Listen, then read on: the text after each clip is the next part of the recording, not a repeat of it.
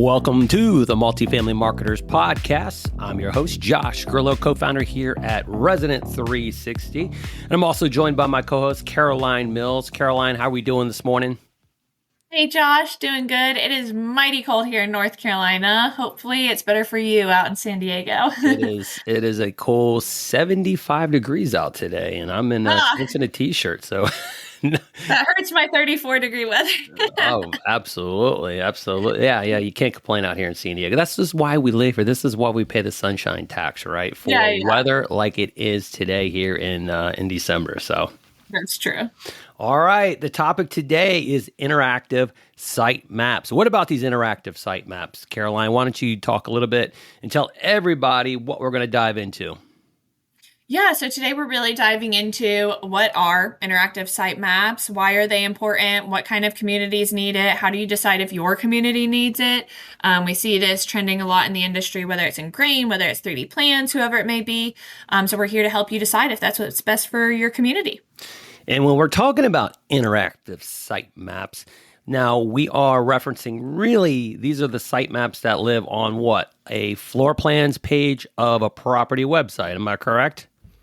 Typically, yes, and that's my favorite place to put them. You might see them in other places. They can embed with your ILSs as well. But yeah, this is typically when you go to somebody's floor plan page and you can choose between a grid or looking at the floor plans versus actually interacting with that map and it being clickable and, zooming and all that kind of stuff. And there's several companies that offer these interactive site maps. And one company we're going to highlight that we really like a lot is Ingrain. They produce some really, I think, pretty awesome interactive site maps that really help elevate the floor plans page on a property website. So with that, let's break down to it. Caroline, so when it comes to interactive site maps, are they for all types of properties, or is there a specific, should we be focusing on, Class A properties? Should they be focusing in on them? Class B, Class C? Why don't you break down a little bit about who should really be investing in interactive site maps? Yeah, absolutely. It should definitely be, and it's pretty standard in our industry now for our Class A's and our lease-ups, that this is an absolutely must-have to your marketing stack. You may have some borderline B properties or maybe even some C properties saying, should this be something I'm doing? Should I consider this? Kind of my subject on it is, do you have something, one, that could benefit your team and help them and answer questions and save your team time? Or two, is there something unique and different about your community that somebody may not understand by not looking at a map? For example, say you're a property that's got views of a beautiful lake or views of a beautiful walking trail that's near there, or they're going to be really close to the amenities, and that's something really important. Even if it's a C class and you have limited amenities or limited views, things like that. But that may actually really stand out to them. Someone may specifically lease with you because they got to choose their unit that's facing the lake and the walking trails, or being near the parking lot for mobility reasons, whatever it may be. So even if your asset is not A class, it's not new dev, but this could be something that is either useful to your prospects or, like I mentioned, for your team. This can be a really good leasing tool, and we're going to dive into that a little bit more, but this can really assist your team with answering questions or helping leasing activity when they're not in the office. So what makes an interactive site map actually interactive? Yeah. The really cool thing about these is, one, it's going to keep more time on your page. Your page speed time, your page time that people are interacting there is going to go up. The amount of views that they're taking on your website, just the amount that they're actually involved in it. So versus looking at a static 3D floor plan photo, maybe a blurry photo of a unit, they're actually clicking and diving in. You can zoom in, you can drag, you can click, you can go up by floors, you can set filters, you can set all these preferences that you want to within the ingrained sitemaps, and they're actually going to help narrow down your apartment for you.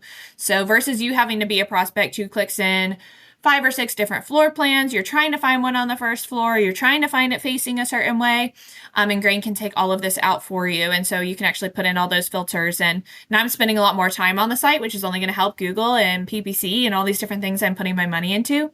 But it's also going to make it easier for your renter. Now they are actually getting to see what all's coming in the unit. They see exactly where it's facing. They know exactly on move-in day where they're parking, where they're loading, where they're going to be carrying their groceries in from, whatever it may be. They're able to interact and see that on their map. And they're very useful.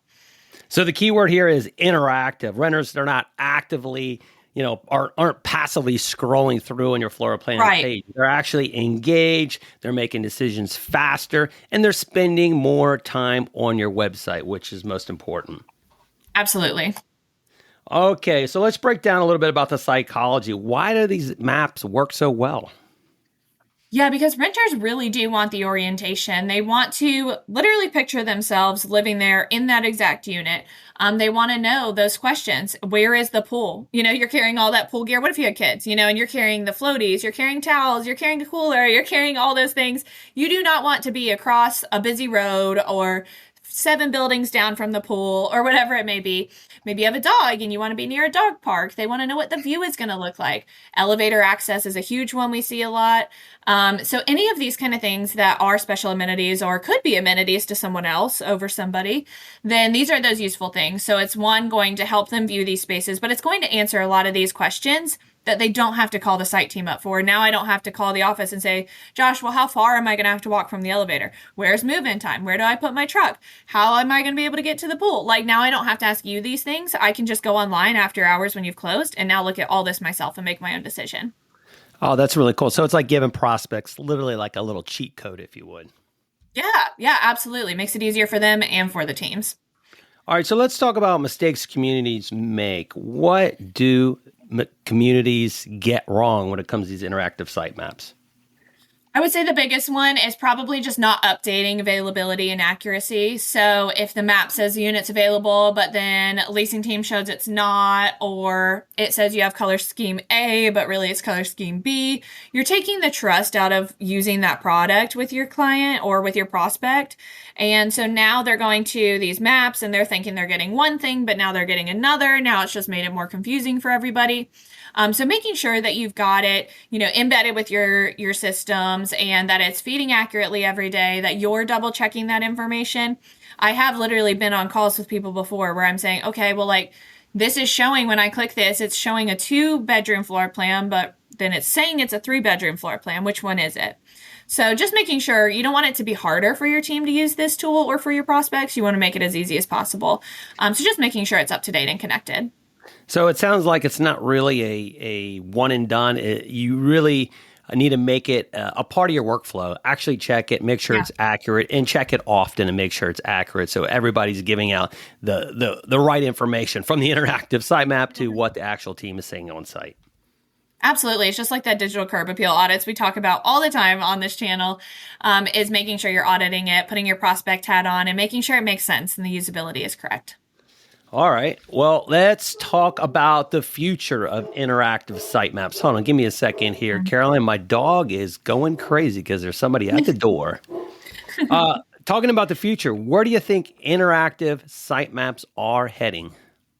Yeah, I think we're just going to continue to see more personalization. So imagine filters like, I want morning light. What way is the unit facing? I prefer being near a gym. I want to avoid the pool for noise. I think we're going to see a lot of different things of how people are interacting with AI tools, how they're talking to them more conversationally, and how we're going to see those filters relay to these kind of services that we've got. So not only is it going to be your filters are 1, 2, 3, 4, or 1, 2, 3 bedrooms, first floor, second floor, third floor. I think we're going to start to see this get a lot more personable and have a lot more options that make sense to people so they don't have to scroll around as often. I think we're just going to see some really cool things come in the level of intelligent searching here. Okay, let's talk about digital marketing. Why should every community integrate an interactive site map? Yeah, these are really good for several reasons. If you do have an ingrained sitemap, you can partner with a lot of vendors to be able to use this so that you are, one, pulling over pricing and transparency fees very easily. You're able to embed this with your CRM and your PMS systems, whoever it may be that you need to one, make sure it's accurate, and then two, make sure you're following all your pricing laws in your states. The other reason I love it, and a lot of people don't know, is it can interact and be embedded on a lot of different sources. So apartments.com is already there. So if you've got an ingrained sitemap, you can use it not only on your website or your landing page, you can use it on apartments.com. You can have the link in your office. I've seen like places in the office where they've got like either an iPad or a giant touch screen in there that has their ingrained sitemap blown up on it to use. So you can use this a lot of different ways. And you can just run PPC ads that lead to this. You can pull availability from it. You can do a lot of different things for this to integrate and embed multi-channel here and be able to use it on a lot of different sources. How does it look compared to, obviously on a desktop computer, when you go to a floor plans page that has an interactive sitemap? Usually it's a great experience, right? But once you shrink down that screen and you go to mobile, what's the actual user experience like for something like an interactive sitemap where you got to, pinch, pull, scroll, zoom in, zoom out? What's that like? Yeah. You do have to make sure and be careful with doing that. I know it's something we talk about being in the website space all the time is, okay, it looks great on desktop. Now let's look at it on mobile. I think as professionals, especially, and if you're in the marketing realm, you're like, okay, I signed my property up for an in-gray map. This looks great on the website. Now you haven't shrunk it down and you realized either the colors you've picked now look really small and hard to read. Like you said, maybe scrolling and pinching and zooming is like not usable with your website and how you're running it. It can be a little more difficult, which is why I do love it being on a mobile design where I have the option to switch between that and a grid, or a grid is right below it or above it. Something where I've got multiple options when I am on a mobile device that is typically going to be at least where like 80% of your users are coming from is mobile devices. So you do want to make sure, okay, maybe they picked out the floor plan. If they want to scroll to it, they can, but it's not the only way that they can apply for a unit with us. All right. And let's wrap it up with one final tip. Anybody that's interested or thinking about interactive sitemaps, what is one tip you could give for them to be thinking about, Caroline? I would say definitely try them out. Make sure you're familiar with the product and that you know what you're getting and where it's coming from. So go to some different websites, go look and see how you like it interacting. You can choose your filter, see if you like that aspect of it, see if it's usable for you, and make sure that, that's going to make sense for your community and that your team knows how to use it too. That's another mistake I've seen is, they get it on a website and then someone's there to apply for a unit and the team doesn't know how to go around the ingrained sitemap or how to show somebody how to use it. So just making sure your whole team is familiar with the product and what they're talking to whenever they're leasing. All right, that's a wrap for today's episode. If you're a multifamily operator and you haven't explored interactive sitemaps specifically in grain, it's time. And thanks for hanging out with us. We'll be back next week with more multifamily marketing insights. If you enjoyed this episode, don't forget to subscribe, leave a review, and share it with your team. Caroline, I will see you next time. Thank you so much. See you then.